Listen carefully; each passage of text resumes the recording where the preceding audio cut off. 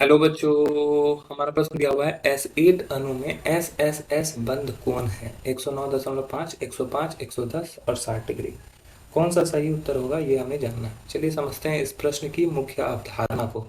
मुख्य अवधारणा में हमें समझना होगा S8 अणु की संरचना के बारे में। ठीक है, S8 अणु की संरचना।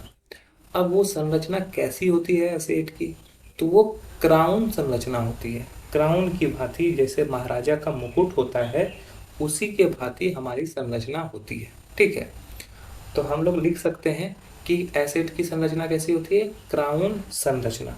ठीक है, क्राउन संरचना। तो क्राउन संरचना कैसा होता है, जैसे मान लो कि 8 S है तो वो कुछ इस प्रकार से होते हैं। 5 S ऊपर की तरफ, S S S S and एक S यहाँ। इसके अलावा 3 S नीचे की तरफ रहता है, जो कि होता है एक यहाँ पर, एक यहाँ और एक यहाँ पर। अब क्या होता है, हर S 2S से जुड़े होते हैं। ठीक है, ये इस प्रकार से जुड़े होते हैं और सभी सल्फर पर दो दो electron pair, lone pair present रहता है। सभी सल्फर पर दो लोन पेयर होता है। इस सल्फर पे इस तरह से रहता है, इस सल्फर पे भी दो लोन पेयर है, इस सल्फर पे भी दो लोन पेयर है, इस सल्फर पे भी दो लोन पेयर है, इस सल्फर पे भी दो लोन पेयर होगा। इसके अलावा हमारे पास जो जितने भी सल्फर हैं सभी पे दो दो लोन पेयर होते हैं। ठीक है, अब यहाँ पे हमें पूछा गया है कि एस एस एस बंध कौन है।